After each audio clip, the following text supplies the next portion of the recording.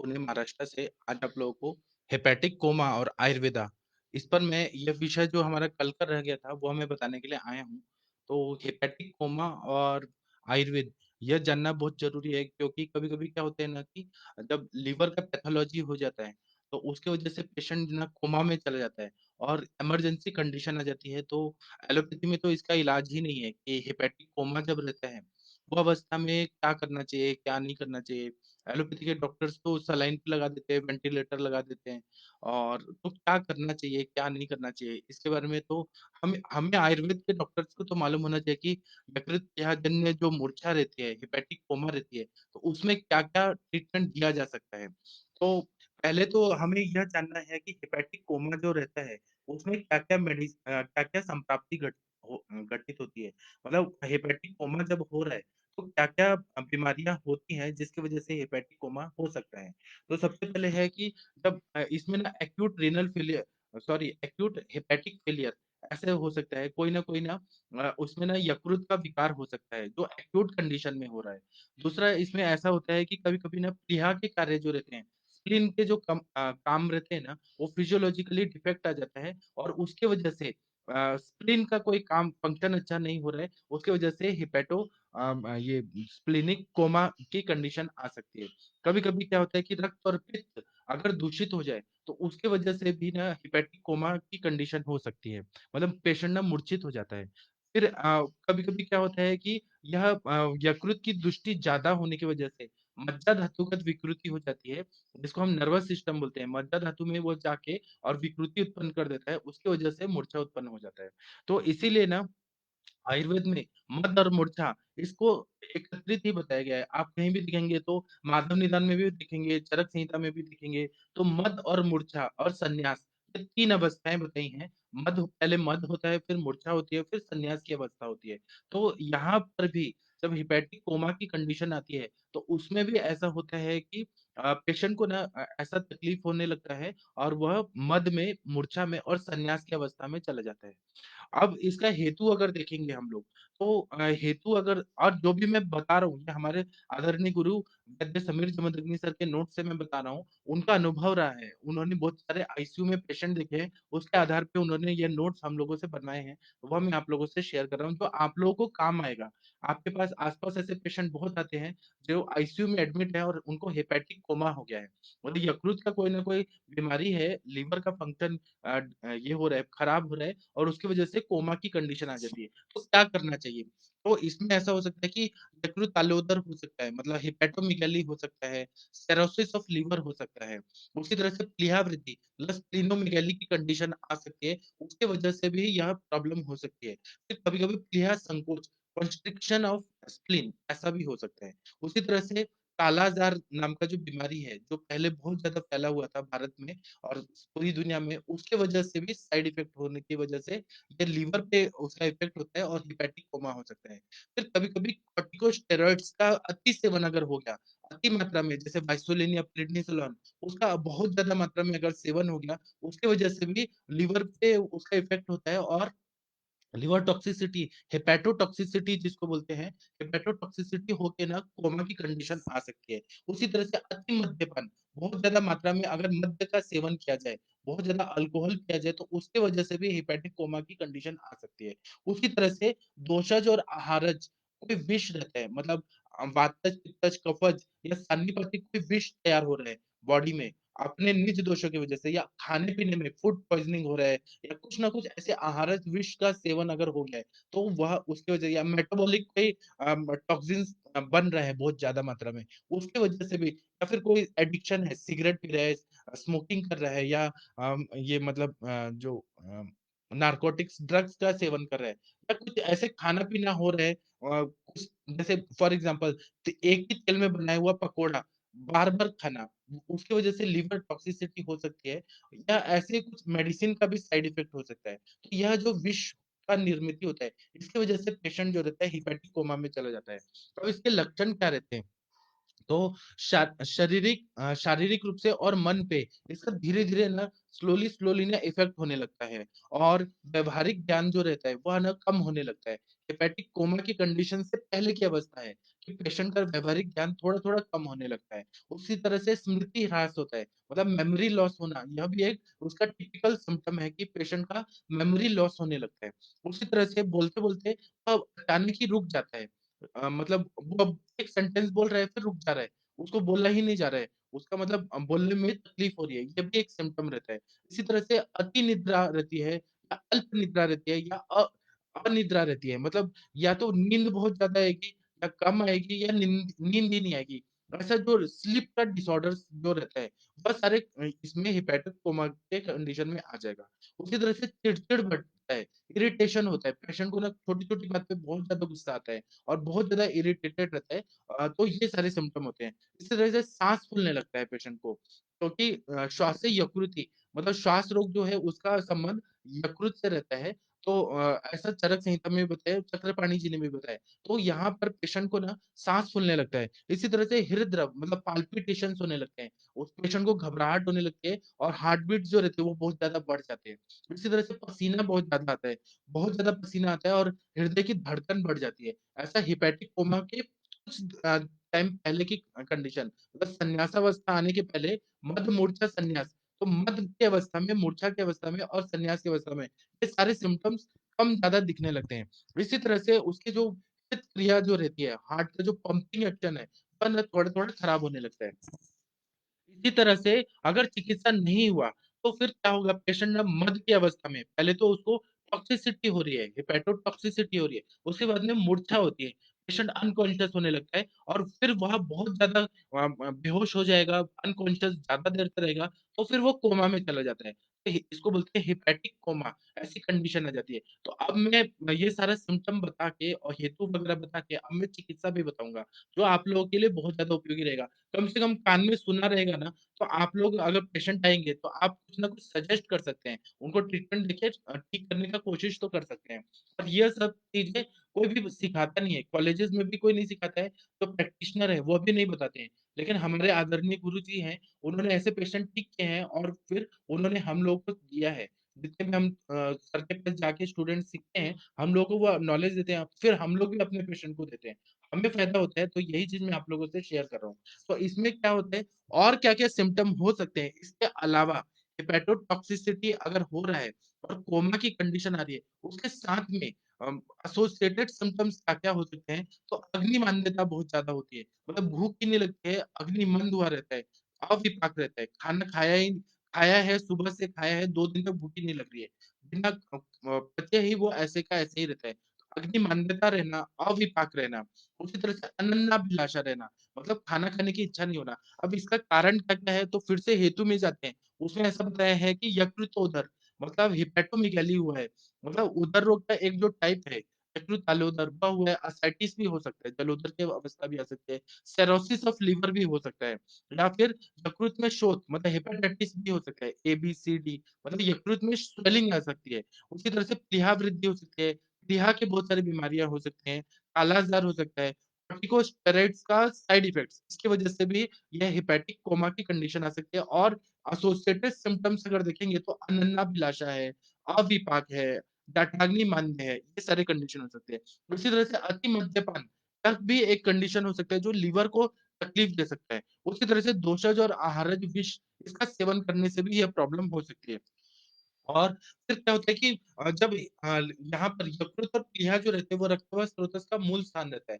तो अगर यहाँ पर तकलीफ हो रही है, तो अपने आप एचपी जो रहता है, हीमोग्लोबिन जो रहता है वो कम हुआ रहता है। उसमें रक्त क्षय का टिपिकल सिम्पटम्स दिखते हैं। उसी तरह से शुगर लेवल भी बहुत कम हुआ रहता है, हाइपोग्लाइसेमिक रहता है पेशेंट क्योंकि ग्लूकोज़ का जो भी है, खाना हम लोग जो खाना खाते हैं, कार्बोहाइड्रेट के रूप में खाना खाते हैं, वो सारा लीवर में ही मेटाबॉलाइज़ होता है। तो यहाँ पर अगर लीवर का फंक्शन अच्छा नहीं हो रहा है, पेशेंट कोमा में जा रहा है, तो वहाँ पर अपने आप शुगर लेवल भी कम होता है। उसी तरह से ब्लड यूरिया जो रहता है वो बढ़ा हुआ रहता है, क्योंकि उसका इफ़ेक्ट क्या होता है किडनीज़ पे आता है। किडनीज़ जो रहती है वह यूरिया को अच्छे से नहीं कर पाती है, मतलब फ़िल्टर नहीं कर पाती है और मतलब जैसा भी प्रोटीन आ रहा है उसको कन्वर्ट होके लीवर जो है वो कैसे भी करके ब्लड यूरिया बढ़ जा रहा है। मतलब जो भी यूरिया है, जो यूरिन के थ्रू पास आउट होना चाहिए, वह पूरा ब्लड में मिल जाता है, तो ब्लड यूरिया बढ़ा हुआ रहता है। फिर इसी तरह से रक्त पित्त की संप्राप्ति जैसे नाक से, आँख से, एपिस्टेक्सिस जो बोलते हैं नाक से, कान से, ये सारे सिम्पटम होते हैं क्योंकि यकृत की दूषित है यहाँ पर। यकृत अगर रक्तवात स्रोतस अगर दूषित है, तो उसका इफ़ेक्ट यह होगा कि नाक से, आँख से, कान से, मुँह से, सभी जगह से खून आने लगेगा।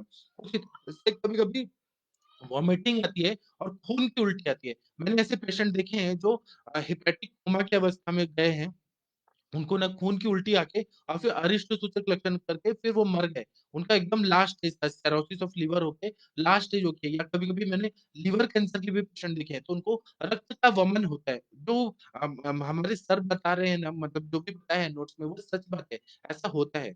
इसी तरह से कभी-कभी हेतु सेवन किया, तो उसको ना कभी-कभी मांस और मद्य का अगर बहुत ज़्यादा सेवन किया मतलब बहुत ज़्यादा नॉन-वेज खाया और बहुत ज़्यादा अल्कोहल पिया, ये सिम्पटम और ज़्यादा बढ़ जाता है और पेशेंट ना मृत्यु को प्राप्त हो सकता है या फिर संन्यास की अवस्था में चला जाता है, कोमा की अवस्था में चला जाएगा। मतलब लीवर फंक्शन नहीं कर रहा है, तो क्यों नॉन-वेज बहुत ज़्यादा मात्रा में खाना है या मद्यपान क्यों करना है बहुत ज़्यादा? तब पेशेंट नहीं सोचता है, प्रज्ञा प्राप्त करता है और वह तुरंत ही कोमा में जाके या फिर मृत्यु को प्राप्त हो जाता है। अब इसमें चिकित्सा क्या करना है? तो क्या खाने के लिए देना है, क्या नहीं खाने के लिए देना है। तो इसमें जो हाई प्रोटीन डाइट रहता है, मतलब जो दाल रहते हैं, शिमली धान्य वो एकदम बंद करना है। द्विदल जो रहते हैं, जैसे दाल वगैरह रहते हैं, 2-2 जैसे चना का दाल देखेंगे आप, तो द्विदल होता है। तो द्विदल धान्य जितना भी है, वो सब पूरी तरह से बंद करना है। उसी तरह से नॉन-वेज बंद करना है, एग्स, अंडा बंद करना है। उसी तरह से पेशेंट को क्या देना है तो ग्लूकोज़ का पानी बहुत ज़्यादा मात्रा में देना है। तब तथ्य हो गया, क्या देना है, क्या नहीं देना। उसी तरह से तत्काल अगर पेशेंट कोमा में जा रहा है, तो संज्ञा स्थापन गण जो बताया है, जिसमें बचा है, हींग है, ज्योतिषमती है, ऐसे बहुत सारे द्रव्य हैं, सरसों है, ये सारे द्रव्यों का पूरा बॉडी में ना ये कल्क लेके और पूरे बॉडी में इसका अभ्यंग टाइप करना है। या तो तेल में सरसों के तेल में मिक्स करके लगा दीजिए, ज्योतिषमती तेल लगा दीजिए या बचादी तेल या हिंगवादी तेल जो संज्ञा स्थापन गण की दवाइयाँ हैं, अगर वो लगा दिया तो पेशेंट जो है अगर कोमा में भी है, तो वो वापस आ जाएगा। इसी तरह से प्रदमन नस्य देना है, मतलब ये जो बचा होता है, तोरक, हिंगुपत्री, ये बहुत सारे संज्ञा स्थापन गण में बताई हैं दवाएँ, ज्योतिषमती, ये सारे द्रव्यों का पाउडर लेना है और नाक के पास जाके और फिर ऐसे फूँक मारना है, जिससे वो प्रदमन नस्य होगा, वो पेशेंट को लगेगा, तुरंत ही उसको झटका आएगा और वो कोमा से बाहर आ जाएगा। यह संज्ञा स्थापन गण का अभ्यंग ये नॉर्मल पेशेंट को भी दे सकते हैं जब मतलब कोमा में कोई भी तरह का कोमा रहे पेशेंट कोमा में रहे तो उससे सच में फ़ायदा होता है और प्रदमन नस्य से भी फ़ायदा होता है। उसी तरह से बस्ती में अगर हेपेटिक कोमा है तो पेशेंट को क्या करना है कि 250 एमजीएम गोघृत लेना है, 250 एमएल गोमूत्र लेना है। इन सबको मिक्स करना है और बस्ती देना है और वो भी थोड़ा-थोड़ा देना है, रुक-रुक के देना है। मैं फिर से बताता हूँ, गाय का घी लेना है, गाय का मूत्र लेना है, इनको मिक्स कर देना है और ना थोड़ा-थोड़ा जैसे ड्रॉप-ड्रॉप हम लोग ना थोड़ा-थोड़ा बस्ती दे रहे हैं उसको, रुक-रुक के भले 1 घंटा लगे उतना द्रव्य देने में, थोड़ा-थोड़ा देना है। पेशेंट को तुरंत ही प्राणवायु का प्रबोधन होता है और तुरंत ही पेशेंट कोमा से बाहर आता है। मद और मूर्छा से भी बाहर आ जाता है। इसी तरह से जब संज्ञा आ गई, कॉन्शियस हो गया पेशेंट, तब क्या करना है कि दूध है, दूध को उबाल देना है और उसमें नींबू जो रहता है, लेमन, उसका रस डाल देना है और ऐसे करने से दूध फट जाएगा और फिर वह क्या करना है कि जो फटा हुआ दूध का पानी है, वह लेके पीने के लिए देना है।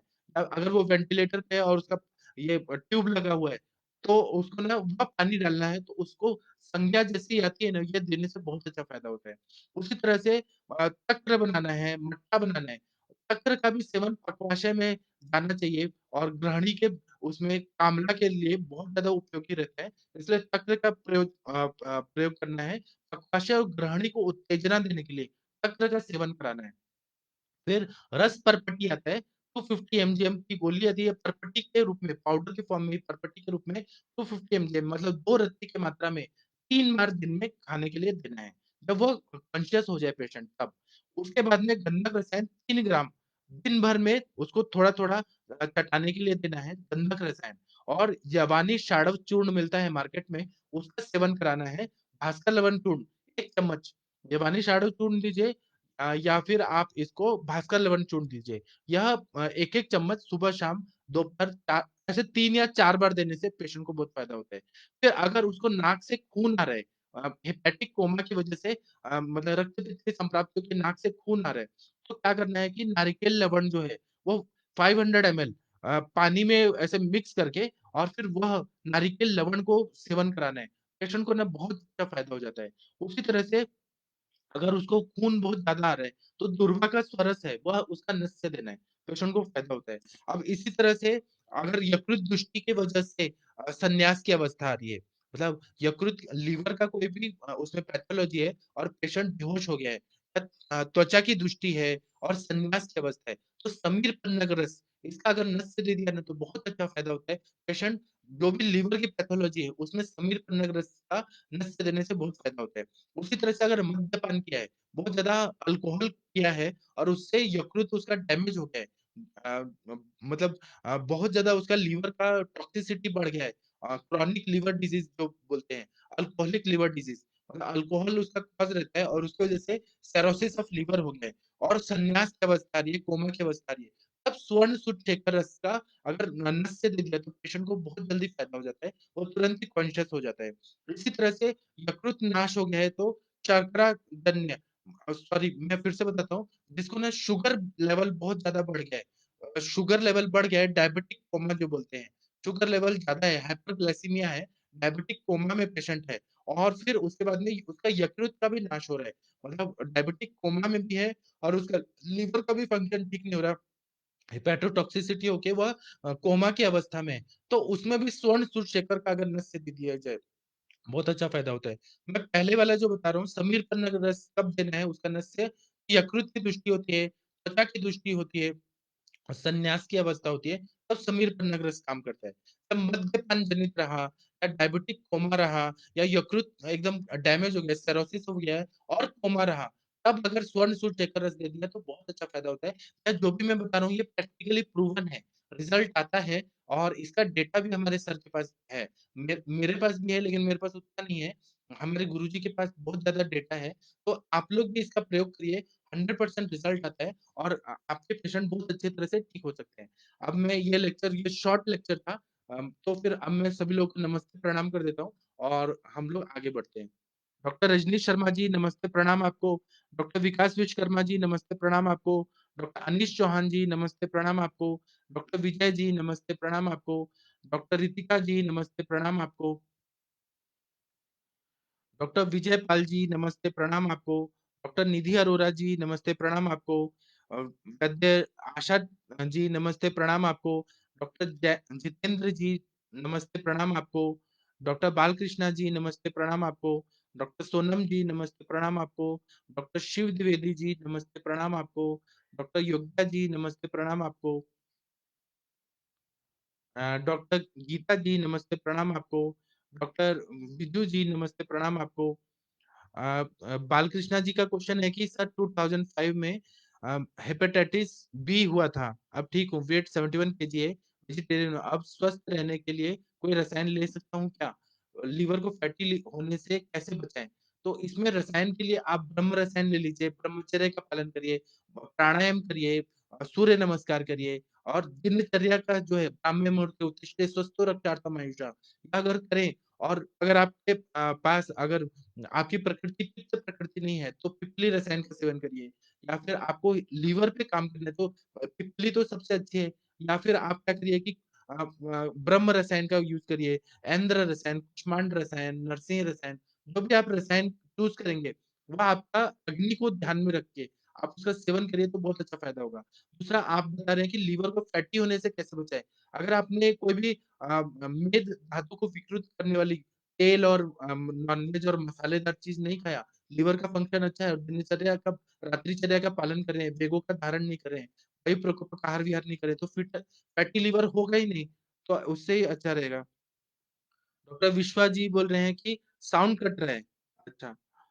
डॉक्टर प्रमोद कुमार जी नमस्ते प्रणाम आपको। आरती शर्मा जी नमस्ते प्रणाम आपको। डॉक्टर प्रशांत जी नमस्ते, प्रणाम आपको। डॉक्टर सोनम जी हाँ, स्वर्ण सुरशेखर का प्रदमन नस्य देना है। तो इसमें ना क्या करिए सोनम जी उसका ना पाउडर बना लीजिए और नाक के पास ले जाके और फूँक मारिए। कोई भी एक इंस्ट्रूमेंट रहता है या चम्मच रहता है, उसके पास ले जाके और फूँक मारिए। तो ऐसा धूम्रपान नेत्र भी मिलता है यहाँ पर पूना में मिलता है। तो नाक के पास प्रदमन नस्य देने से तुरंत ही कोमा से पेशेंट बाहर आ जाता है। डॉक्टर आशा जी पूछ रहे हैं कि क्रॉनिक अल्कोहलिक और डायबिटिक पेशेंट में लिवर फंक्शन इंप्रूव करने के लिए क्या देना चाहिए? एक तो अगर उनका अल्कोहल है, तो मदान्य की चिकित्सा करना है, डायबिटिक पेशेंट है और लिवर फंक्शन भी करना है, तो उसमें जो प्रमेह चिकित्सा है वो देना है। मदान्य और प्रमेह की कॉमन दवाइयाँ निकालनी है और वो पेशेंट को देंगे ना, बहुत अच्छा फ़ायदा होगा। गुरुदेव जी प्रणाम आपको। डॉक्टर आशा जी आप ना अगर पेशेंट का मुझे अच्छे से केस बताएँगी, तो मैं आपको अच्छे से बता पाऊँगा कि अल्कोहलिक और डायबिटिक पेशेंट में क्या-क्या दवाइयाँ देनी है। कुछ-कुछ फ़ॉर्मूलेशन भी है, तो मैं आप लोगों से शेयर करूँगा आगे। अब मैं क्या करूँगा, अभी मैंने योग बहुत सारा पढ़ा लिया। मैंने बहुत सारे फ़ॉर्मूलेशन पढ़ा दिया, परपट्टी कल्प वगैरह सब पढ़ा लिया। अब मैं बहुत सारे डिसीज़ लूँगा और उसमें क्या-क्या मेडिसिन देना है और ऐसे-ऐसे डिसीज़ लूँगा जिसका आयुर्वेद वालों को मालूम ही नहीं है। इसका भी इलाज है आयुर्वेद में। मैं वैसे डिसीज़ लूँगा और आप लोगों से शेयर करूँगा। क्योंकि ना जितना ज्ञान बाँटते हैं ना उतना बढ़ता है और हमें ज्ञान बाँटना ही चाहिए। बाँटेंगे तभी तो आप लोग भी उतना सफल चिकित्सक बनेंगे। तो ज्ञान बाँटना ही चाहिए। मैं अपनी तरफ से पूरी कोशिश करूँगा कि आगे आने वाले दिनों में मैं अलग-अलग व्याधियाँ और इमरजेंसी की कंडीशन में आयुर्वेद की क्या-क्या चिकित्सा दिया जाए, वो मैं आप लोगों से शेयर करूँगा। अब मैं लेक्चर बंद करता हूँ। हम लोग 1 घंटे बाद फिर मिलेंगे इंटरैक्टिव सेशन में। आप सब लोग